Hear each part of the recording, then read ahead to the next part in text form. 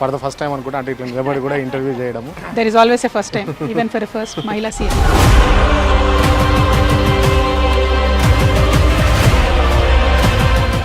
Arrest అయిన నేను జైల్లో ఉన్నంత వరకు కూడా పెద్ద నాయకులు ఒక్కరు కూడా ప్రెస్ మీట్ పెట్టారు. కేసీఆర్ గారు అన్నారు కదా, నేను జైలుకి వెళ్ళిన తర్వాత ఒక కూతురుగా మీరు జైలుకు పోవాలని అయితే కేసీఆర్ గారు అనుకోరు ఉండదు. ఆ టైంలో ఎక్కడ కూడా మీరు చూస్తే బీఆర్ఎస్ పార్టీ సోషల్ మీడియా ఎప్పుడు కూడా సపోర్ట్ చేయాలి. చాలా మంది బీఆర్ఎస్ సీనియర్ నాయకులు కూడా వచ్చారు అంటే మీరు జైల్లో ఉన్నప్పుడు. స్పెషల్ ఫ్లైట్లు వేసుకొని వచ్చేళ్ళారు కదా అన్నది ఒకటి అందరు గుర్తుంది. ఆ రోజు జైలు ఉన్నప్పుడు బీఆర్ఎస్ని బీజేపీలో మర్జర్ చేస్తామనే కదా ఆఫర్ తీసుకొచ్చారు. నేను నో చెప్పాను, నేను స్ట్రాంగ్ ఉన్నాను, అవసరమే లేదు, మనం ఫైట్ చేద్దామని చెప్పాను. నేను ఒక్క సెకండ్ నేను స్వార్థంగా ఆలోచించుంటే ఇలా బీఆర్ఎస్ ఉండేది కదా. నా కోసం బీఆర్ఎస్ పార్టీ ఏ స్టాండ్ తీసుకోవాలని ఇందాక అన్నారు. ఇప్పుడు మీరు చేయడానికి కూడా రెడీ అయ్యారు అని చెప్పేసి మీరే చెప్తున్నారు. ఇప్పుడు కేవలం మీరు అరెస్ట్ క్రమంలో మీతో పార్టీ లేదన్న ఉద్దేశంతో మీరు పార్టీ నాయకుల్ని విభేదించారు అంతే. సరే, లక్కీగా నా పక్షాన న్యాయం ఉంది, సత్యం ఉంది కాబట్టి ఇవాళ క్లీన్ చీట్ వచ్చింది. అంటే బుచ్చిబాబు కావచ్చు, అరుణ్ కావచ్చు, వాళ్ళు అప్రూవర్గా మరి మీ పేరే బయట పెట్టారు. ఇప్పుడు టెక్నికల్గా సరితూతలేదు కాబట్టి క్లీన్ చీట్ ఇచ్చారు అని అన్నారు. లేలే ఒక్క సెకండ్, అంటే ఇది చాలా ఇంపార్టెంట్ ఇష్యూ నా లైఫ్లో. Sorry to interrupt you. మీకున్నటువంటి టార్గెట్ ఎవరు, ప్రభుత్వమా ప్రతిపక్షమా? హరీష్ రావు మీద టార్గెట్ చేద్దామని లేకపోతే అక్కడ నిలబడదామని ఏమన్నా? అమ్మగారి ఇల్లా అత్తగారి ఇల్లా అని అనుకుంటున్నా. ఆయన మీద కూడా పోటీ చేస్తారు. కవిత గారు ఇప్పుడు కేసీఆర్తో కంపేర్ చేసుకుంటారు. ఎందుకు చేసుకోకూడదు? సక్సెస్ఫుల్ స్టోరీస్తో ఎప్పుడైనా కంపేర్ చేసుకోవాలి, ఇన్స్పైర్ అవ్వాలి.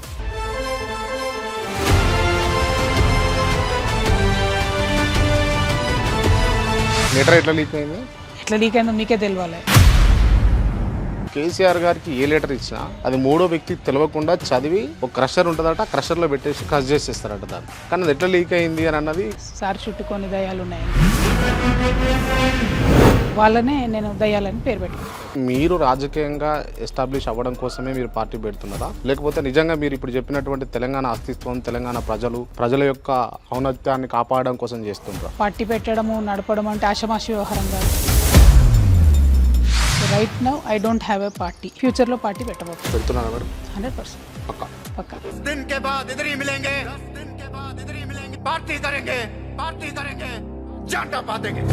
నిజంగా కూడా నాకు ఎవరు సహాయం అవసరం లేదు.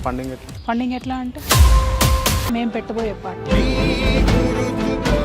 మీ పార్టీ యొక్క ముఖ్య ఉద్దేశం ఏంటో, మీ వెనకాల ఉన్నది రేవంత్ రెడ్డి, మీ వెనకాల ఉన్నది ఇవాళ ప్రధాన ప్రతిపక్షం కన్నా ఎక్కువ రేవంత్ రెడ్డి గారిని, వారి ప్రభుత్వాన్ని ఎండగడుతున్నది, విమర్శిస్తున్నది నేను.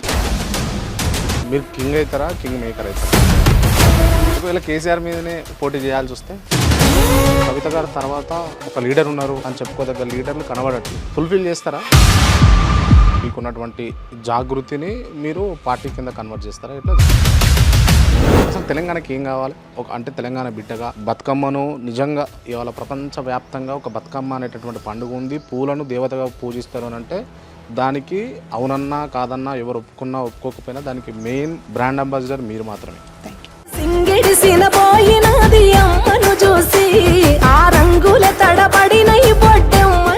తెలంగాణ అనేటువంటి రాష్ట్రానికి, తెలంగాణ అనేటువంటి ప్రజలకి అసలు ఏం కావాలి, ఏం చేద్దామని మీరు అనుకుంటున్నారు? మొన్న మేము పోయొచ్చినటువంటి అప్పాపూర్ అనేటటువంటి చిన్న నల్లమల్ల ఫారెస్ట్ మధ్యలో ఉండేటటువంటి చెంచుగూడెము,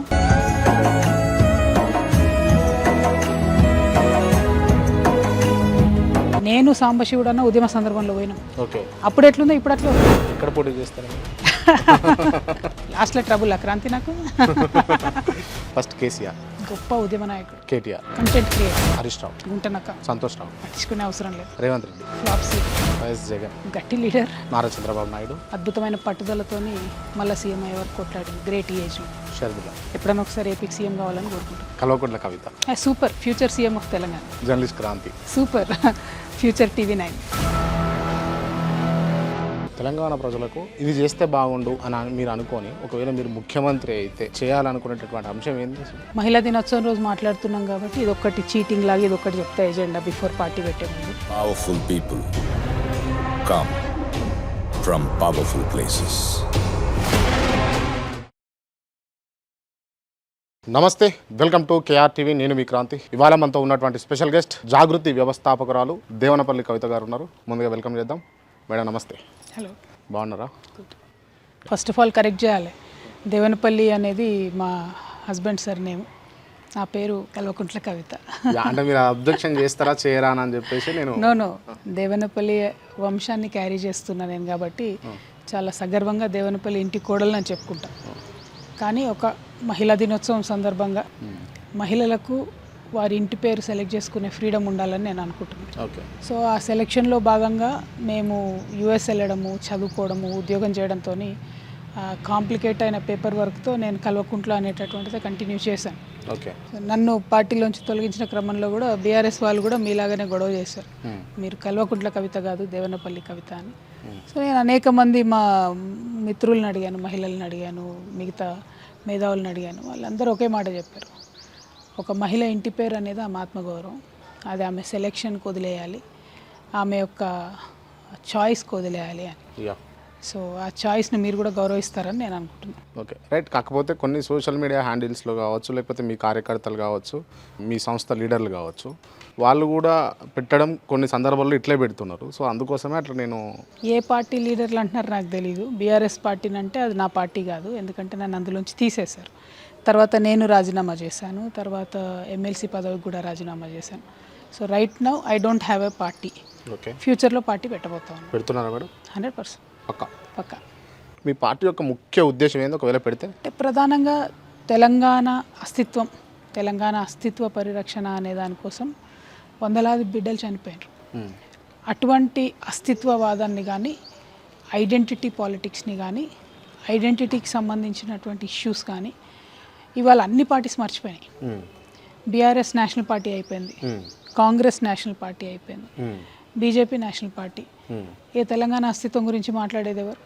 సో రేపటి నాడు మేము పెట్టబోయే పార్టీలో తెలంగాణ అస్తిత్వ పరిరక్షణ అనేది, తెలంగాణ వాదం అనేది, తెలంగాణ అనేది మదర్ బోర్డ్గా ఉంటుంది. రైట్. అంటే ఇఫ్ యూ డోంట్ మైండ్ నేను ఇట్లా అంటున్నాను, అంటే మీరు రాజకీయంగా ఎస్టాబ్లిష్ అవ్వడం కోసమే మీరు పార్టీ పెడుతున్నారా, లేకపోతే నిజంగా మీరు ఇప్పుడు చెప్పినటువంటి తెలంగాణ అస్తిత్వం, తెలంగాణ ప్రజల యొక్క ఔన్నత్యాన్ని కాపాడడం కోసం చేస్తుండ్రా? అంటే ఒకటండి, ఇవాళ తెలంగాణ రాజకీయాల్లో ఒక గ్యాప్ ఉంది, ఒక స్పేస్ ఉంది.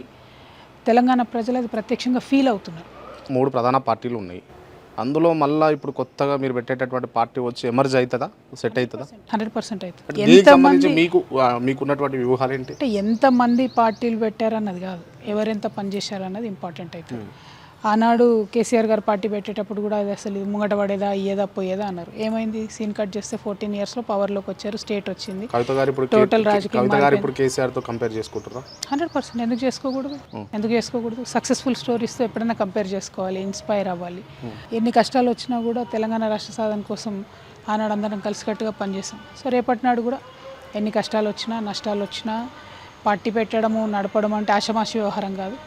కానీ ఆ నడిపేటటువంటి దీక్ష, నడిపేటటువంటి దక్షత రెండు కూడా నాకున్నాయని నేను బలంగా నమ్ముతున్నాను. రైట్. కానీ అటువంటి వాళ్ళను, మీరు అడ్మైర్ చేసేటటువంటి వాళ్ళను మీరు తిరస్కరించారు కదా, డైరెక్ట్లీ ఆర్ ఇండైరెక్ట్లీ? అంటే ఇక్కడ క్రాంతి, నా రిక్వెస్ట్ మీతోని మొత్తం మీడియా అందరితో కూడా ఏంటంటే, నేను తిరస్కరించలే, నేను బయటికి రాలే, వాళ్ళు సస్పెండ్ చేశారు నన్ను. So there is a lot of difference. Letter ఎట్లా లీక్ అయింది? ఎట్లా లీక్ అయిందో మీకే తెలియాలి, లీక్ చేసిన వాళ్ళకి తెలియాలి. నేను విన్నది ఏంటి అంటే, కేసీఆర్ గారికి ఏ లెటర్ ఇచ్చినా అది 3వ వ్యక్తికి తెలియకుండా చదివి ఒక క్రషర్ ఉంటుందట, క్రషర్లో పెట్టేసి క్రష్ చేసేస్తారట దాన్ని, లేదా వెంటనే చింపేస్తారట. కానీ అది ఎట్లా లీక్ అయింది అని అన్నది కొంత మీరు చెప్పండి, ఏం చేద్దాం, ఎట్లా తెలుసుకోవాలి దాన్ని? తెలుసుకోవాల్సింది ఎవరు? మీరు ఎవరి మీద అనుకుంటారు, ఎవరి వల్ల లీక్ అయింది అనుకుంటారు? నేను సింపుల్గా చెప్పాను కదండి, సార్ చుట్టూ కొన్ని దయాలు ఉన్నాయని చెప్పి. కేసీఆర్ గారి చుట్టూ ఉన్నటువంటి దయాలు లీక్ చేశారని బలంగా నమ్ముతాను. ఇప్పుడున్నటువంటి ప్రస్తుత రాజకీయ పరిస్థితులలో మీ మెయిన్ కాన్సన్ట్రేషన్, లేకపోతే మీకున్నటువంటి టార్గెట్ ఎవరు? ప్రభుత్వమా, ప్రతిపక్షమా? అంటే ఇక్కడ టార్గెట్ పార్టీలు కాదండి, టార్గెట్ ప్రజా సమస్యలు అవుతాయి. ఫర్ ఎగ్జాంపుల్ నిన్న నాగర్ కర్నూలులో ఒక చిన్న పాప చనిపోయింది, దాని మీద మనం మాట్లాడాల్సిందే. అంతకుముందు కర్ల రాజేష్ అనే అబ్బాయి చనిపోయాడు, దాని మీద మనం మాట్లాడాల్సిందే. ప్రభుత్వంలోకి వచ్చినటువంటి పార్టీ 420 హామీలు ఇచ్చి ఒకటి కూడా పూర్తి చేయలేని పరిస్థితి ఉంది, దాని మీద మనం మాట్లాడాల్సిందే. ఒక్కటి పూర్తి అయిపోయినా మళ్ళీ కూడా ఈ పార్టీ గెలిచిందంటే విఫలం చెందినటువంటి ప్రతిపక్షాల మీద మాట్లాడాల్సిందే. సో నా టార్గెట్ అల్టిమేట్గా ప్రజా సమస్యలు, దానికోసం అందరినీ టార్గెట్ చేస్తాను. కానీ మీరు ఎక్కువ టార్గెట్ చేస్తుంది బీఆర్ఎస్ నాయకుల్ని అననే బయట కనిపిస్తాం. కాదు అయితే ఏమవుతుందంటే నేను ఇద్దరిని విమర్శిస్తున్నా, కానీ మీ మీడియాకు స్పైసీ న్యూస్ ఇష్టం కాబట్టి బీఆర్ఎస్ని టార్గెట్ చేసిందేమో వేస్తున్నారు, కాంగ్రెస్ని టార్గెట్ చేసిందేమో పక్క కొడేస్తారు. అంటే మీడియా తప్పిదేమే ఉందంటారు ఇక్కడ? తప్పని కాదు, సెలెక్టివ్, వాట్ ఎవర్, అంటే ఎక్కువ ఏది ఇంట్రెస్టింగ్గా ప్రజలు చూస్తారనుకుంటే అది ఎక్కువ హైలైట్ చేస్తున్నారు. కాకపోతే లాస్ట్ 8 monthsలో నేను చేస్తున్నటువంటి పోరాటాలు, నేను ఎంచుకున్నటువంటి మార్గం, జనం బాట లాంటి కార్యక్రమంలో మేము వెళ్ళి సాధించిన విజయాలతోని ప్రజలకు ఒక క్లారిటీ వచ్చింది. లేదు, తను ప్రభుత్వాన్ని కూడా ఈక్వల్గా విమర్శిస్తోంది, బీఆర్ఎస్ పార్టీ మీద ఏదో కక్షపూరితంగా కాదని. మీరు నాది ఏ ప్రెస్ మీట్ అన్నా చూడండి, యూఆర్ వెల్కమ్. కాకపోతే ఎప్పుడన్నా బీఆర్ఎస్ నుండి బలంగా నన్ను దాడి చేసినప్పుడు నేను అంతకన్నా బలంగా తిప్పికొడుతున్నాను, కాబట్టి ప్రజలకు అది ఎక్కువ రిజిస్టర్ అయి ఉండొచ్చు. కానీ ఇవాళ మేము జనం బాట కార్యక్రమం పెట్టుకొని 19 జిల్లాలు తిరిగితే దాదాపు 10-15 పెద్ద సమస్యలు పరిష్కారమైనవి. So I'm happy. అక్కడ ప్రజలకు కూడా తెలుసు, they are also happy. Right. కాసేపు ఈ రాజకీయ అంశాలు పక్కన పెడితే, మీరు అంటే నైతికంగా ఒక మహిళ అయ్యుండి రాజకీయాల్లోకి వచ్చినప్పుడు, రాజకీయాల్లో ఇన్ని స్ట్రగుల్స్ ఫేస్ చేస్తున్నప్పుడు, ఇంత ఇబ్బంది పడుతున్నప్పుడు, పర్టికులర్గా మాట్లాడితే ఢిల్లీ లిక్కర్ స్కామ్ ఇష్యూలో ఈ మిమ్మల్ని తెలంగాణ రాష్ట్రంలో ఒక రకంగా ఒక మహిళని ఇంత బాధ పెట్టొచ్చా అని కూడా ఆలోచించకుండా బాధ పెట్టినటువంటి సంఘటనలు ఉన్నాయి.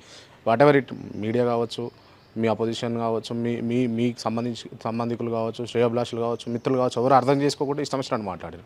ఇలా మీరు క్లీన్ షీట్లో ఉన్నారు. మీరు అంటే కడిగిన ముత్యములు బయటకు వస్తానని ఆ రోజు చెప్పారు. సో ఈరోజు నా ముందు మీరు కడిగిన ముత్యములు ఉన్నారు. సో ఏమనిపించింది మీకు మొత్తం ఈ సినారియోలో? అంటే ఒకటండి, ఫస్ట్ మీరు కూడా ఎంత కండిషన్ అయిపోయారంటే మీడియాలో ఉండి ఇంత విషయ పరిజ్ఞానం ఉండి కూడా ఢిల్లీ లిక్కర్ స్కామ్ అంటున్నారు. మీరు స్కామ్ కాదు, అది పాలసీ. స్కామ్ లేదని కోర్టు తేల్చి చెప్పింది. స్కామ్ అంటే మిమ్మల్ని కూడా అరెస్ట్ చేస్తారు, జాగ్రత్త. నో, బట్ నేను అనేది ఏంటంటే, ఒక మనిషి కింద పడ్డప్పుడు రాళ్ళెత్తేయడం అన్నది ఈ సమాజం యొక్క నైజం. బీఆర్ఎస్ పార్టీలో ఆనాడు నేనున్నా కాబట్టి నా మీద వచ్చినటువంటి ఆ అపవాదును పెద్ద ఎత్తున రాజకీయ పార్టీలు వాడుకోవడానికి ప్రయత్నం చేసినాయి, విచ్ ఈజ్ నార్మల్. కానీ ఇప్పుడున్న సోషల్ మీడియాలో ఎట్లయిపోయిందంటే, మొహం ఉండదు, ఐడి ఉండదు, ఏది పడితే అది మాట్లాడవచ్చు. ఆ కంఫర్ట్తోని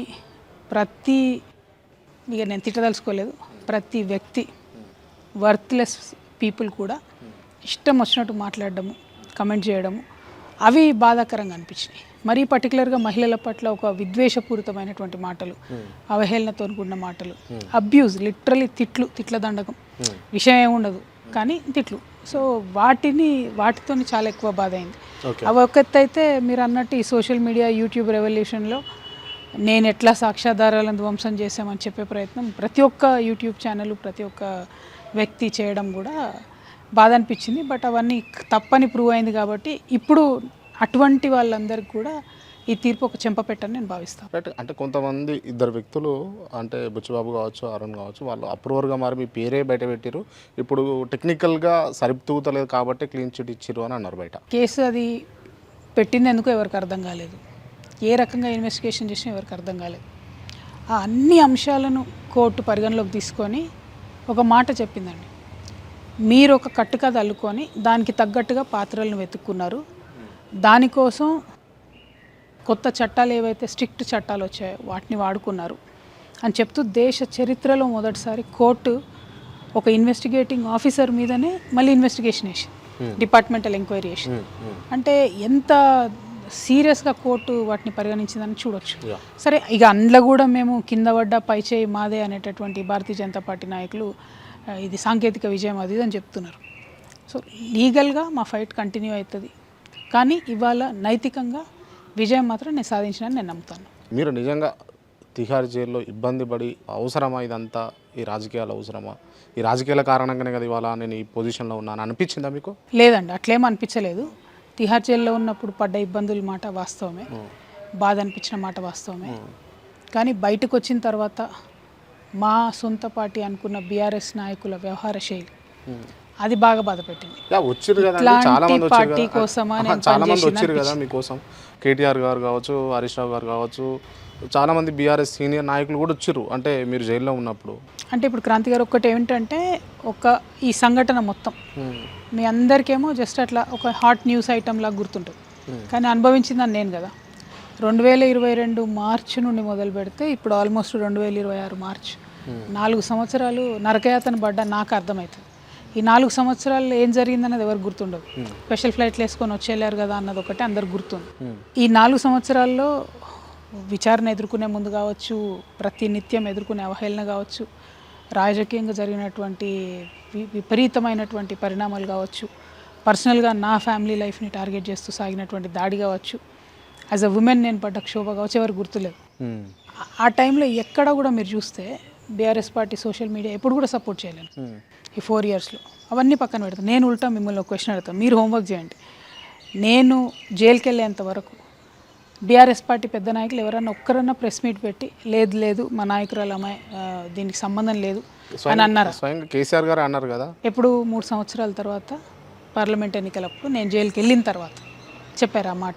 సో ఆ 3.5 సంవత్సరాలు నన్ను ఎన్ని రకాలుగా వేధిస్తున్నా, భారతీయ జనతా పార్టీ నాయకులు ఇష్టానురీతిగా మాట్లాడుతున్నా, మీడియా అందరు కూడా మాట్లాడుతున్నా, అసలు కనీసం ఒకసారి కూడా పాలిటిక్స్ పక్కన పెడితే ఒక కూతురుగా మీరు జైలుకు పోవాలని అయితే కేసీఆర్ గారు అనుకోని ఉండరు కదా. నేనేమంటున్నా బ్రదర్, పాలిటిక్స్లోనే ఉన్నాం, పొలిటికల్ అరెస్టే జరిగింది, ఇక బియాండ్ పాలిటిక్స్ అంటూ ఉండదు. పొలిటికల్ అరెస్టే జరిగింది. భారతీయ జనతా పార్టీ ఇవాళ మా కుటుంబం అనే కాదు ప్రతి చోట టార్గెట్ క్లియరా అంటే మీరు జైలుకు పోతారు అని చెప్పేసి కేసీఆర్ గారికి అవగాహన ఉంది అని అంటారు మీరు. That is okay. అది ఆయనకు తెలిసిన నాయకుడు కాబట్టి, పాలిటిక్స్ అర్థమవుతుంది కాబట్టి ఆయనకు అవగాహన ఉండడం ఓకే. అరెస్టు రాజకీయంగా నా కోసం అరెస్ట్ నేను చేస్తున్నారని అన్నమాట కూడా ఓకే, త్యాగం చేస్తాం. కానీ ఎవరి కోసం త్యాగం చేసినామో వాళ్ళే గుర్తించకపోతే, వాళ్ళే గౌరవించకపోతే చేసిన త్యాగానికి అర్థమైంది చెప్పండి. ఇలా నేను ఎందుకున్నా బ్రదర్ జైల్లో 5.5 months. కేసీఆర్ గారు చెప్పినట్టే లేట్గా చెప్పినా ఎప్పుడు చెప్పినా ఆయన ఏం చేయలేక నన్ను అరెస్ట్ చేశారు. మరి అట్లాంటప్పుడు పార్టీ ఎంత కాపాడుకోవాలి నన్ను, ఎన్ని రకాలుగా నన్ను దగ్గరుండి ఆ 3 years కూడా బయట నుంచి వస్తున్న దాడిని తట్టుకోవడానికి నాకు హెల్ప్ చేయాలి. ఎక్కడ చేసారు మీరు ఒకసారి ఆలోచించండి. నన్ను అరెస్ట్ అయిన నేను జైల్లో ఉన్నంత వరకు కూడా పెద్ద నాయకులు ఒక్కరు కూడా ప్రెస్ మీట్ పెట్టలే. That is my fundamental complaint. అంటే కేవలం మీరు అరెస్ట్ క్రమంలో మీతో పార్టీ లేదన్న ఉద్దేశంతో మీరు పార్టీ నాయకుల్ని విభేదించారు అంతేనా? అట్లా కాదు, ఇది ఒక కోణం. నేను సఫర్ అవుతున్నంతలో వాళ్ళు ఎక్కడ మద్దతు ఇవ్వకపోవడం అన్నది ఒక కోణం. సరే లక్కీగా నా పక్షాన న్యాయం ఉంది, సత్యం ఉంది కాబట్టి ఇవాళ క్లీన్ చీట్ వచ్చింది. రెండవ కోణం ఏంటంటే ఎప్పుడైతే నేను జైలు నుండి బయటకు వచ్చానో నేను నా పని నేను చేసుకుంటే, ఎందుకంటే మచ్చపడ్డది నా మీద, నేను తుడుచుకోవాల్సింది నేనే కాబట్టి ప్రజల్లోకి ప్రజా సమస్యలతో నేను ముందుకెళ్తున్నటువంటి సందర్భంలో కూడా ప్రతినిత్యం ఇగ్నోర్ చేస్తూ వచ్చింది పార్టీ. ఆ తర్వాత పార్టీలో కొందరు నాయకులు ప్రత్యేకంగా కుట్రలు చేస్తూ వచ్చారు. వారు అట్లా కుట్రలు చేస్తున్నారన్న విషయాన్ని కూడా నేను బహిర్గతంగా చెప్పినా సరే కేటీఆర్ గారు వర్కింగ్ ప్రెసిడెంట్గా ఉండి కనీసం ఒక లేడీ ఎమ్మెల్సీ మాట్లాడితే కూడా రెస్పాండ్ అయ్యే పరిస్థితి లేదు. సో ఎక్కడా కూడా సపోర్ట్ లేదు. అయినా నేను బీఆర్ఎస్ కండువా వేసుకునే పనిచేశాను, అయినా నేను కార్యకర్తల కోసం పనిచేశాను. ఒక మాట బ్రదర్, ఇప్పుడు నేను కనుక ఒక్క సెకండ్ నా స్వార్థం ఆలోచించుకొని ఉంటే ఇలా బీఆర్ఎస్ పార్టీ ఉండదు అసలు. ఎందుకోసం ఆ రోజు జైలు ఉన్నప్పుడు బీఆర్ఎస్ని బీజేపీలో మర్జర్ చేస్తామనే కదా ఆఫర్ తీసుకొచ్చారు. నేను నో చెప్పాను, నేను స్ట్రాంగ్ ఉన్నాను, అవసరమే లేదు, మనం ఫైట్ చేద్దామని చెప్పాను. ఇప్పుడు మాట్లాడుతున్న బీఆర్ఎస్ నాయకుల దృష్టిలో పెట్టుకోవాలి. నేను ఒక్క సెకండ్ నేను స్వార్థంగా ఆలోచించుంటే ఇలా బీఆర్ఎస్ ఉండేది కాదు. నా కోసం బీఆర్ఎస్ పార్టీ ఏ స్టాండ్ తీసుకోవాలని ఇందాక అన్నారు. ఇప్పుడు మీరు చేయడానికి కూడా రెడీ అయ్యారు అని చెప్పేసి మీరే చెప్తున్నారు. అంటే త్యాగమే కదా. అరెస్ట్ అయిపోయి ఆల్రెడీ ఒక ఆడబిడ్డగా ఎన్నడూ జీవితంలో ఎవరు కోరుకుంది ఏంటి, అసలు జైలు పోలీస్ స్టేషన్కి వెళ్ళాలని ఎవరు అనుకోరు. ఆల్రెడీ నేను అరెస్ట్ అయిపోయినా. ఎక్కడయ్యాను? తిహార్ జైల్లో. ఎప్పుడు వస్తామో తెలియదు. ఇంక అప్పుడేముంది చేసేది? ఆ 4 ఏళ్ళు నన్ను అరెస్ట్ చేసే ఒక్క సెకండ్, అంటే ఇది చాలా ఇంపార్టెంట్ ఇష్యూ నా లైఫ్లో. Sorry to interrupt you. ఇప్పుడు కేజ్రీవాల్ గారిది కంపేర్ చేద్దాం. ఫర్ ఎగ్జాంపుల్ ఆమ్ ఆద్మీ పార్టీలో సిసోడియా గారిని అరెస్ట్ చేస్తుంటే పెద్ద నాయకులు స్టార్టింగ్ ఫ్రమ్ వాళ్ళ సీఎంతో సహా అందరూ కూర్చొని అన్యాయంగా కేసు పెడుతున్నారు, మమ్మల్ని అక్రమంగా అరెస్ట్ చేయబోతున్నారు అంటే ఢిల్లీలో ఉన్న ప్రజలందరూ కూడా అరే ఏమో వీళ్ళని ఎందుకు ఇంత సతాయిస్తున్నారు అనే కాడికి వచ్చింది. మన దగ్గరేమో 3 సంవత్సరాలు అందరూ మౌనంగా ఉండేసరికి ఏమో నిజంగా తప్పు చేసిందేమో అందుకే ఎవరు మాట్లాడట్లేదు, మరి వాళ్ళ ఫాదర్ అన్న మాట్లాడాలి కదా, బ్రదర్ అన్న మాట్లాడాలి కదా, పార్టీ అన్న మాట్లాడాలి కదా అనేటటువంటి సిచ్యువేషన్ వచ్చింది. అంతా అయిపోయి నన్ను అరెస్ట్ చేసినాక మాట్లాడితే ఇంకెవరు నమ్ముతారు? దాని రిజల్ట్ చూసాం కదా మనం పార్లమెంట్ ఎన్నికలలో. అంత బలంగా వాళ్ళు మాట్లాడినా కూడా ప్రజలు రిజల్ట్ ఇవ్వలేదు కదా. నా మీద ఒక ఆరోపణ వచ్చినటువంటి సందర్భంలో నా పార్టీ నాకు అండగా నిలబడుతుంది అనుకున్నా. ఓకే, 2022 మార్చిలో ఆరోపణ వస్తే నేను అరెస్ట్ అయ్యేంత వరకు, 2024 మార్చిలో అరెస్ట్ అయ్యేంత వరకు కూడా కనీసం ఒక్క పెద్ద నాయకుడు కూడా ప్రెస్ మీట్ పెట్టలే. ఆ 2 yearsలో జరిగింది ఏంది?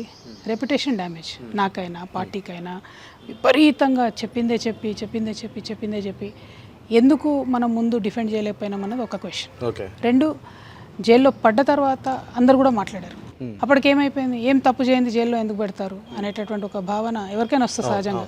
అంటే దానికి డైరెక్ట్ కాంట్రాస్ట్ ఏంటంటే అక్కడ ఢిల్లీలో ఆమ్ ఆద్మీ పార్టీ వాళ్ళు కంటిన్యూస్గా వాళ్ళ చిన్న నాయకుడిని టచ్ చేసినా పెద్ద నాయకుడిని టచ్ చేసినా అరెస్ట్ చేస్తారనే డౌట్ వచ్చినా కూడా అగ్రెసివ్గా ప్రెస్ మీట్ పెట్టి డిఫెండ్ చేసుకున్నారు వాళ్ళని వాళ్ళు.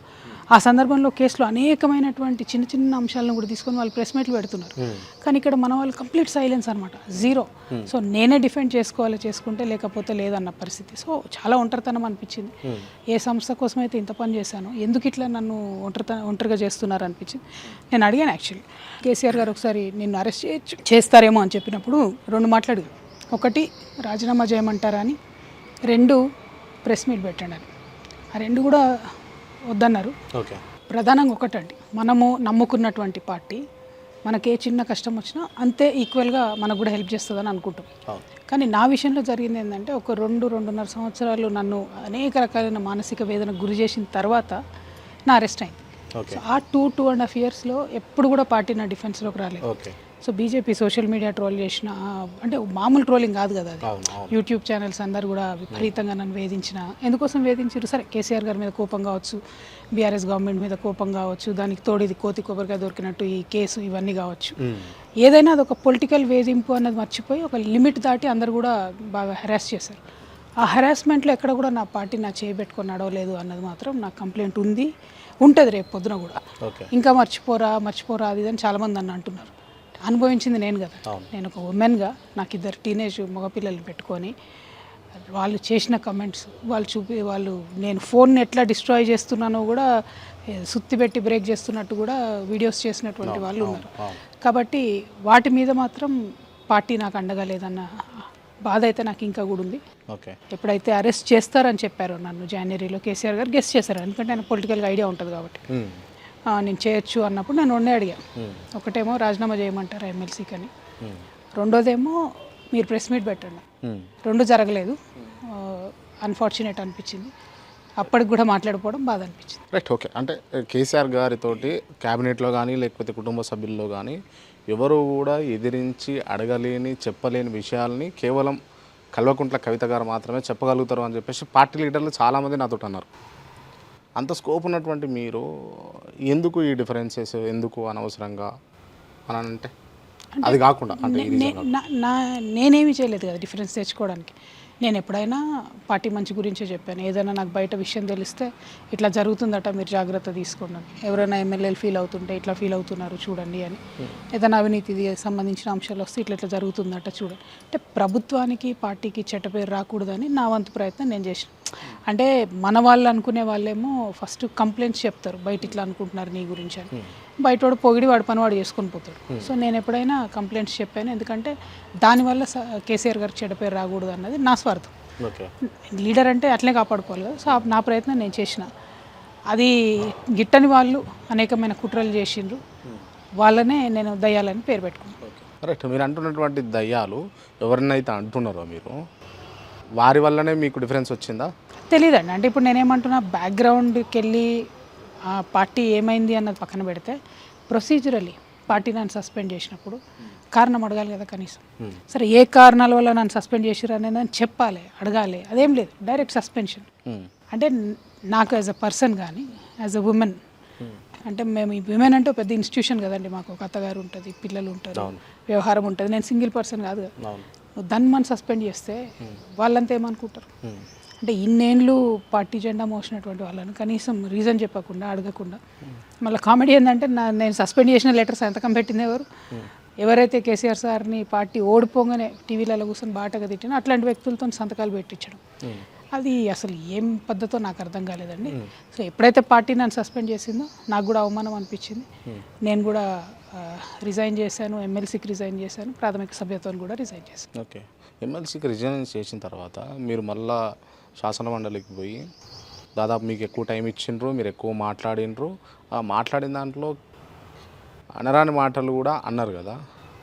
మీకు ఏమైనా ఇబ్బంది అనిపించిందా దాని తర్వాత అనవసరంగా అట్లా అనుంటానని? అంటే ఒక్కటి బ్రదర్, ఇప్పుడు మీరు ఇలా 3-4 విమర్శలు కలిపి చెప్తున్నారు. నేను ఫస్ట్ టైం పార్లమెంట్ సభ్యురాలుగా ఉన్నప్పుడు దాదాపు 54 డిబేట్స్లలో పాల్గొన్నాను. మొట్టమొదటిసారి పార్లమెంట్కి పోయిన వాళ్ళు ఎవరు కూడా ఉండరు అంతగానం డిబేట్స్. ఎందుకంటే నాకు కొంచెం రూల్స్ ప్రొసీజర్స్ తెలుసు. ఎవరన్నా వ్యక్తి రాజీనామా చేసినప్పుడు they have a right to speak on the floor of the house. And జనరల్గా సభ మర్యాద ఏముంటుందంటే టైం ఇస్తారు. ఈ వ్యక్తి ఎంతో ఆవేదనతో ఈ పదవికి రాజీనామా చేస్తారు, దాన్ని కూడా పెడర్థాలు తీసి మీకు టైం ఎక్కువ ఇచ్చిర్రు, మీరు ఇట్లా మీరు అట్లా అని చాలామంది అన్నారు. బట్ ఆనాడు శాసన మండలిలో నేను మాట్లాడిన ప్రతి ఒక్క అంశం ఏండ్ల తడబడి నాలో గూడు కట్టుకున్నటువంటి ఆవేదన తప్పితే ఒకటి కూడా అబద్ధం లేదు. అనరాని మాటలు నేనేమనలేదు, ఉన్న మాటలే అన్నదానికి నేను కట్టుబడి. మీ వెనకాల ఉన్నది రేవంత్ రెడ్డి అని కొంతమంది, మీ వెనకాల ఉన్నది కేసీఆర్ గారే అని ఇంకొంతమంది విమర్శిస్తూ ఉన్నారు. మీరు దేనికి ఓకే చెప్తారు, దేన్ని విమర్శిస్తారు? రెండు కూడా కరెక్ట్ కాదు. బీఆర్ఎస్ పార్టీ నన్ను సస్పెండ్ చేసింది. నేను నా తోలో నాకు తోచిన రీతిలో ప్రజలకు సేవ చేయాలని నేను ముందుకెళ్తున్నా. రేవంత్ రెడ్డి గారు ప్రభుత్వంలో ఉన్నాడు, ఆయన విఫల ప్రభుత్వం నడుపుతుంటే ఇవాళ ప్రధాన ప్రతిపక్షం కన్నా ఎక్కువ రేవంత్ రెడ్డి గారిని వారి ప్రభుత్వాన్ని ఎండగడుతున్నది, విమర్శిస్తున్నది నేను. ఇవి పక్కకు పెడితే అసలు యాజ్ అ పర్సన్ ఒక 20 years పొలిటికల్ ఫీల్డ్లో ఉన్నటువంటి వ్యక్తిగా నిజంగా కూడా నాకు ఎవరు సహాయం అవసరం లేదు. నేను ఆలోచించగలుగుతాను, చదవగలుగుతాను. ఎందుకు ఒక 20 సంవత్సరాల నుంచి నేను జాగృతి సంస్థ నడుపుకుంటున్నాను. ఫండింగ్ ఎట్లా అంటే అన్ని పార్టీలు ఎట్లా నడుస్తాయి, మా పార్టీ కూడా అట్లే నడుస్తుంది. మేము పార్టీ పెట్టింది ఎక్కడ, అసలు ఫండ్స్ ముచ్చట వచ్చింది ఎక్కడ, సో అంత దూరం రాలే. పార్టీ పెట్టిన తర్వాత కదా మీరు ఇవన్నీ ఆలోచించాల్సి. మేము పార్టీ పెడతాం, చాలా సక్సెస్ఫుల్గా ముందుకు తీసుకొని వెళ్తాం. ఇందులో ఈ ముందుకెళ్ళే క్రమంలోనే ఈ క్లీన్ చీట్ రావడంతో ఒక నిజంగా నేచర్ హ్యాస్ బ్లెస్డ్ మీ అనిపించింది. సో రేపు పొద్దున నేచర్ కూడా మాకు ఫండ్స్ ఇస్తుంది, పార్టీ పెట్టుకోవడానికి అవకాశం ఇస్తుంది, పెద్ద ఎత్తున ప్రజల్లోకి వెళ్ళి మా ఎజెండా చెప్పుకోవడానికి అవకాశం. రైట్, సీఎం కావాలన్నదే మీ పూర్తి స్థాయి ఎజెండా, మీ గట్టిగా మీరు పెట్టుకున్నటువంటి దృఢ సంకల్పం అని చెప్పేసి చాలా ఇంటర్వ్యూలలో మీరు మాట్లాడేటటువంటి ఈ శైలిలో అర్థమైపోతూ ఉన్నది. అదేనా టార్గెట్, ఇంకేమైనా ఉందా? అంటే తెలంగాణ ప్రజలకు మంచి చేయడం అన్నది ఫస్ట్ ఎజెండా. ఇవాళ తెలంగాణ ప్రజలకు ఒక ఇంటి పార్టీ లేదు, తెలంగాణ ప్రజల ఇంటి పార్టీగా మారడం అనేది రెండవ ఎజెండా. మూడవది ఎక్కడా కూడా అసలు ఏ పార్టీ కూడా, BRS national party, Congress national party, BJP national party, వాళ్ళందరికీ తెలంగాణ లాస్ట్, మాకు తెలంగాణ ఫస్ట్ ఉంటుంది. ఆ నినాదమే మాది ఉంటుంది, ఆ విధానమే మాది ఉంటుంది. 2-3 ఎగ్జాంపుల్ చెప్తాను మీకు. రేపు ప్రైవేట్ జాబ్స్లలో కూడా ఖచ్చితంగా 20% భూమిపుత్రులకు రిజర్వేషన్ ఉండాలి, తెలంగాణ వాళ్ళకి రిజర్వేషన్ ఉండాలని నేను అడగబోతా ఉన్నా. ఏ పార్టీ సపోర్ట్ చేస్తుందో చూద్దాం. అంటే ఇట్లా అనేకమైన అంశాలు ఉన్నాయి. తెలంగాణ వచ్చిన తర్వాత మనం ఎన్నో చేసుకుంటామని కలలు కన్న అంశాలు ఉన్నాయి, జరగనటువంటి అంశాలు ఉన్నాయి. వాటిని అన్నింటినీ తెరదీస్తాం. ఉద్యమకారులకు న్యాయం జరగలేదు, వారి పక్షాన పోరాటం చేస్తాం. అమరవీరుల కుటుంబాలకు సంబంధించి మీ KRTV వాళ్ళు కూడా ఏదో చేసినారు ప్రోగ్రామ్. అట్లా ప్రతి ఒక్కరు మనం హెల్ప్ చేద్దాం అనుకుంటున్నాం, కానీ ప్రభుత్వాలు ఏం చేస్తున్నాయి? ఆ ప్రభుత్వం చేయలేదు, ఈ ప్రభుత్వం చేయలేదు. వాటిని ఎండగట్టాలి, ఆ కుటుంబాలకు సహాయాలు అందించాలి. సో ఇట్లా అనేకమైన అంశాలు ఉన్నాయి. మేము పెట్టబోయే పార్టీ ఖచ్చితంగా తెలంగాణ ప్రజల ఇంటి పార్టీ అవుతుంది. కాసేపు ఏమనుకోకండి, ఈ అంశాలు కాకుండా అసలు తెలంగాణకి ఏం కావాలి?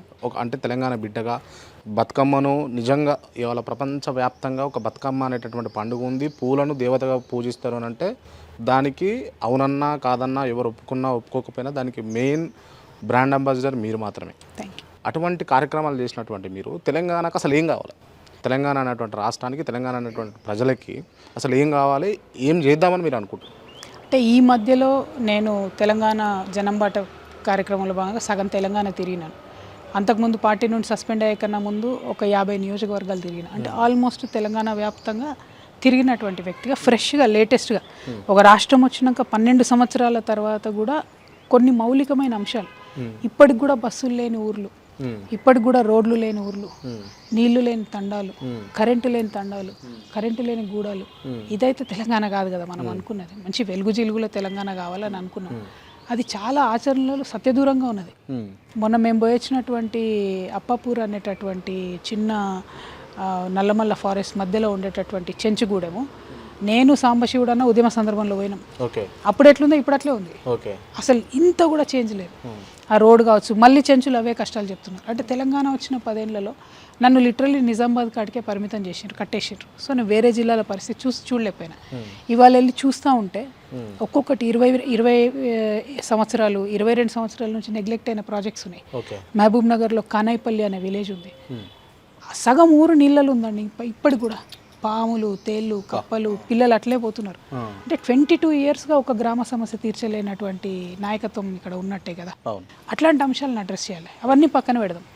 అసలు ఇవాళ కొత్తగా విద్యా కమిషన్ రిపోర్ట్ వచ్చింది, అది ఏం రిపోర్టో ఎందుకో. అసలు ఉన్న స్కూళ్ళను వడగొట్టి మొత్తం కొత్త స్కూల్ కట్టాలంట, మళ్ళీ అక్కడికన్నీ బస్సులలో పిల్లలు తీసుకుపోనట, ప్రభుత్వమే బస్సులు నడపాలన్నట, టీచర్లకు జీతాలు తీసేయాలన్నట. అసలు ఏం రిపోర్టో ఎవరి కోసం ఇచ్చారో అర్థం కానటువంటి రిపోర్ట్. అంటే పాయింట్ ఏంటంటే అసలు ఒక ఊరు అంటే ఒక గుడి ఉండాలి, ఒక బడి ఉండాలండి. ఉన్నది కదా ఇదివరకు. ఉన్న బడిలోకి ఎక్కువ మంది టీచర్లను పంపితే అనేకమైన స్కూళ్ళు 0 to 500 పోయిన స్కూల్స్ లేవండి. 500 స్టూడెంట్స్ తెచ్చుకుని మన కళ్ళ ముంగట ఉన్న ఎక్స్పీరియన్స్. అట్లా ఎందుకు చేయరు? ఇప్పుడు ఏంది, ఇప్పుడు కాంగ్రెస్ వచ్చి మొత్తం బడగొట్టేసి మళ్ళీ కొత్త స్కూల్ కడతా ఏంది 200 కోట్లు పెట్టి, మళ్ళీ పోయినసారి గవర్నమెంట్ చేసిన అన్నీ తీసేసి ఈయన కొత్తగా అంటే ఇక కట్టుకుంటూ పోతేనే ఉంటారు. లేకపోతే కమిషన్ల కోసమా, పర్సంటేజ్ల కోసం? అంటే కొత్తగా వచ్చిన వాళ్ళ నేనేదో చేసిన అని నేనేమంటాను, ఉన్నది ఫిక్స్ చేయండి ఫస్ట్, ఉన్నది కరెక్ట్ చేయండి ఫస్ట్. ఉన్నది ఇప్పుడు స్కూల్ ఉంది అబ్బా, ఆల్రెడీ ఆ స్కూల్ ఉంది, 5 లక్షలు పెడితే రిపేర్ అవుతుంది. దాన్ని వడగొట్టి మండల హెడ్ క్వార్టర్లో మళ్ళీ 25 కోట్లు పెట్టి స్కూల్ పెట్టేది ఏంది, దానికి మళ్ళీ బస్సు పెట్టేది ఏంది? ఉన్న ఇన్ఫ్రాస్ట్రక్చర్ వాడుకోవచ్చు కదా, అది కూడా జాతి సంపదనే కదా, ఎందుకు వేస్ట్ చేయాలి దాన్ని? అవి వదిలిపెట్టి కొత్త కొత్త ఇవి చేస్తున్నారు. సో తెలంగాణ ఇవాళ కావాల్సింది ఏంటంటే తెలంగాణ ఫస్ట్ అనుకునేటటువంటి ఒక నాయకత్వం కావాలి. ఏదేమైనా సరే తెలంగాణ ప్రజల ఇంట్రెస్ట్ ఫస్ట్ అనుకునే వాళ్ళు కావాలి. అది మెడికల్ సీట్స్ కావచ్చు, అది ఉద్యోగాలు కావచ్చు, అది ప్రైవేట్ వాళ్ళు ఇక్కడ పెట్టుబడి పెడితే ఇవ్వండి. ఇవాళ హైదరాబాద్ నిండా ప్రైవేట్ పెట్టుబడులే, 40 ఫ్లోర్ల బిల్డింగ్లు, 50 ఫ్లోర్ల బిల్డింగ్. ఎక్కడ ఉన్నారు తెలంగాణ వాళ్ళు? అందులో వెతికినా దొరకరు. సో ఆ ఇష్యూస్ని అడ్రస్ చేసే వాళ్ళు కావాలి. ఖచ్చితంగా గ్లోబలైజేషన్ జరుగుతున్నటువంటి క్రమంలో తెలంగాణ ప్రజల, తెలంగాణ యువత యొక్క ఇంట్రెస్ట్లు కాపాడేటటువంటి నాయకత్వం రావాలి, అట్లాంటి పార్టీలు రావాలి. Okay. So that is what Telangana needs right now. Right. ఒకవేళ మీరు పార్టీ పెడితే కనుక, పెడతాను మీరు నిర్మోహమాటంగా నిక్కచ్చిగా చెప్తా ఉన్నారు. పెట్టడమే, పెడితే కనుక ఏం లేదు. రైట్. ఓకే, పెడతారు కదా. ఇతర పార్టీలకు మీ పార్టీకి ఉన్న తేడా ఏముంటుండొచ్చు? ఒక్క తేడా అంటే నేను బలంగా నమ్మేది ఏంటంటే అండి, మహిళలు ఎక్కువ మంది రావాలి పాలిటిక్స్లోకి. ఇప్పుడు సరే ఏదో మన మహిళా బిల్ అని పెట్టారు కానీ అది పోస్ట్ డేటెడ్ చెక్ అని నేను ఆనాడే చెప్పిన పాస్ అయిన రోజే అన్నట్టుగానే ఇంతవరకు అయితే మాకు క్యాష్ అయితే లేదు, మహిళలకైతే సీట్లు పెరిగింది లేదు. సో జనాభా గన్న అయిన తర్వాత పెరుగుతుంది అంటున్నారు. పెరిగినా పెరగకుండా ఎక్కువ మంది మహిళలకు ఇవ్వాలి అనేటటువంటిది నా ఉద్దేశం. అవకాశాలు, వాళ్ళకు ట్రైనింగ్ ఇవ్వాలి, లీడర్స్ ఇవ్వాలి. సేమ్ థింగ్ యూత్ని, ఎక్కువ మంది యూత్ని మనం ఎంకరేజ్ చేయాలి అనేటటువంటి అనుభవదారులు, అనుభవజ్ఞుల్ని పెట్టుకోవాలి అక్కడక్కడ. కాకపోతే ఎక్కువ యూత్కి కొత్త ఫ్రెష్ బ్లడ్ వస్తే ఏంటంటే ఫ్రెష్ ఆలోచనలు వస్తాయి, ఎక్కువ ఎనర్జీతో పనిచేస్తారు, స్టేట్కి కావాల్సినటువంటి అనేక అంశాల మీద క్లారిటీతో, పర్పస్తో పనిచేస్తారు అనిపిస్తుంది నాకు. సో మా పార్టీకి వేరే వాళ్ళ పార్టీకి అదే తేడా ఉంటుంది. మాది ఇంటి పార్టీ అవుతుంది, వాళ్ళది కమర్షియల్ పార్టీలు అవుతుంది. ఓకే.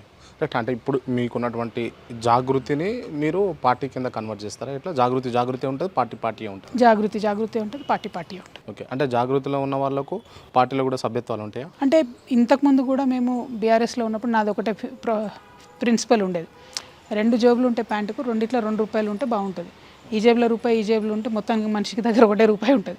సో ఇప్పుడు జాగృతులు ఉన్న వాళ్ళే పార్టీలు ఉండి, పార్టీలు ఉన్న వాళ్ళే జాగృతులు ఉంటే అప్పుడు వేస్ట్ కదా, ఫోర్స్ కొత్తది బిల్డ్ కాదు కదా. సో జాగృతిలో ఉండదలుచుకున్న వాళ్ళు ఇంట్లో ఉంటారు. దీని వర్క్ వేరే ఉంటుంది, లిటరేచర్ వర్క్ ఉంటుంది, ఎన్జిఓ వర్క్ ఉంటుంది, మన సాంస్కృతిక కళారూపాలను కాపాడే వర్క్ ఉంటుంది, ఫిలాసఫికల్ వర్క్ ఉంటుంది, ఐడియాలజికల్ వర్క్ ఉంటుంది. ఆ పని చేసే వాళ్ళు చేస్తారు. పొలిటికల్ వర్క్లో ఇంట్రెస్ట్ ఉన్న వాళ్ళు పొలిటికల్ వర్క్ చేసుకుంటారు.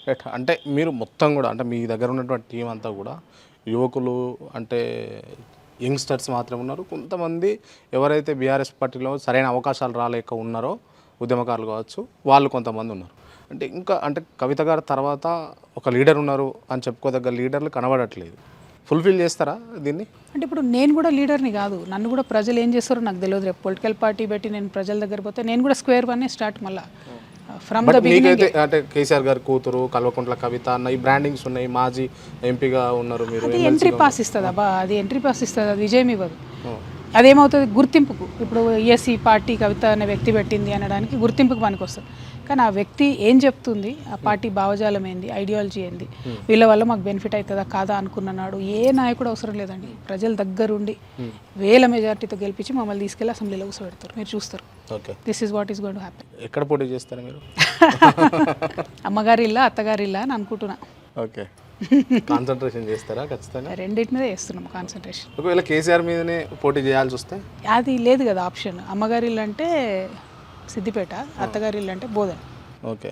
సిద్దిపేట అంటే హరీష్ రావు మీద టార్గెట్ చేద్దామని, లేకపోతే అక్కడ నిలబడదామని ఏమన్నా అని కాదు, అమ్మగారి ఇంటికి పోదామని. హరీష్ రావుతో నాకేం పని, ఆయన ఒక వ్యక్తి, 1 ఆఫ్ ద లీడర్స్. ఓకే. ఆయన మీద కూడా పోటీ చేస్తారా? అంటే పార్టీ పికప్ కావడానికి సిద్దిపేటకు ఒక నేపథ్యం ఉన్నది. అనేక ఉద్యమాలకు పునాది అయింది. 1971లో 1969లో కేసీఆర్ గారు పెట్టినటువంటి సందర్భంలో అనేక ఉద్యమాలకు సిద్దిపేట పునాది అయింది. బోధనేమో మా సొంత ప్లేస్. సో ఆ విధంగా ఆలోచిస్తున్నాం సిద్దిపేట ఇదా అని. తర్వాత నాకు అంతే సెంటిమెంట్గా బాగా నచ్చిన జిల్లా మహబూబ్ నగర్ జిల్లా, సౌత్ తెలంగాణలో. అమ్మవారు జోగులాంబ అమ్మవారు అంటే నాకు ప్రత్యేకమైన అభిమానం. సో సౌత్లో కూడా ఫోకస్ చాలా బలంగా చేస్తాం మేము. అంటే నేను అక్కడ పోటీ చేస్తా అన్నది పక్కన పెడితే సౌత్లో కూడా పోటీ బాగా బలంగా చేస్తాం. వనపర్తి కాన్స్టిట్యున్సీ కూడా చాలా ఇంట్రెస్టింగ్ ప్లేస్. సో దాని మీద కూడా గట్టిగా ఫోకస్ చేస్తాం. అంటే అలర్ట్ ఇచ్చినట్టేనా ఇప్పుడు మీరు చెప్పినటువంటి వనపర్తి కావచ్చు, బోధన కావచ్చు, సిద్దిపేట కావచ్చు, ఇవన్నీ కాన్స్టిట్యున్సీ? నేను చెప్పట్లేదు, నేనేమంటున్నా అంటే ఇవన్నీ ఒకప్పుడు తెలంగాణ భౌగోళికంగా మంచి పేరు తెచ్చుకోవడానికి పనికొచ్చిన క్షేత్రాలు ఇవన్నీ. వనపర్తి అంటే సాహితీ సౌరభము, పరిపాలనా దక్షతకు సంబంధించి అనేకమైన అంశాల కోసం మోడర్న్ సంస్థానంగా వర్ధిల్లినటువంటి ప్లేస్ వనపర్తి. సిద్దిపేట ఉద్యమాల కిల్లగా ఉన్నది. మా బోధన అంటేనేమో అసలు మొత్తం కంప్లీట్ సౌత్ ఇండియాకి పేరు తెచ్చిందే బోధన్ అన్నట్టు. అస్మక దేశం అని చెప్పి చాలా హిస్టారికల్ ప్లేస్ బోధన్, వేల సంవత్సరాల హిస్టరీ. సో ఇవన్నీ కూడా మంచి ప్లేసెస్. వీటినన్నిట్లో కూడా ఫోకస్ చేస్తామని చెప్తాం. మీరు కింగ్ అవుతారా, కింగ్ మేకర్ అవుతారా? ప్రజలు తలుచుకుంటే కింగ్ అవుతాం, అందులో ఏం డౌట్ లేదు. కింగ్ కావాలనే కోరుకుంటున్నాం, క్వీన్ కావాలనుకుంటున్నాం. యాక్చువల్లీ విమెన్స్ డే పక్కనే వస్తుంది కదా, queen without a king. Okay. గత 10 ఏళ్లలో జరిగినటువంటి అభివృద్ధి వల్ల లేకపోతే పాలన వల్ల తెలంగాణ రాష్ట్రం బాగుపడ్డదా? ఈ 2.5 సంవత్సరాలలో రేవంత్ రెడ్డి గారి పరిపాలన బాగుపడ్డదా అంటే మీరేం చెప్తారు? అంటే ఒక్కటండి, ఈ స్వతంత్రం వచ్చి 80 సంవత్సరాలు అయింది. ప్రతి ప్రభుత్వానికి ఎంతో కొంత కాంట్రిబ్యూషన్ ఉంటుంది.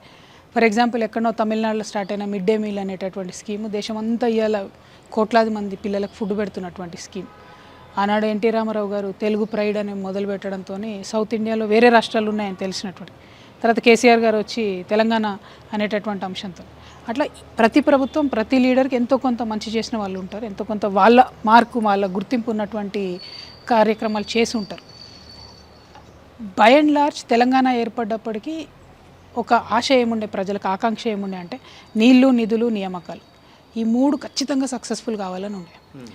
10 సంవత్సరాల 9.5 సంవత్సరాల బీఆర్ఎస్ పరిపాలన చూసుకున్నా, 2.5 సంవత్సరాల కాంగ్రెస్ పరిపాలన చూసుకున్నా ఇంకా నీళ్లు అన్ని జిల్లాలకు రాలేదు, ఎక్కడ కూడా సంపూర్ణంగా రాలేదు.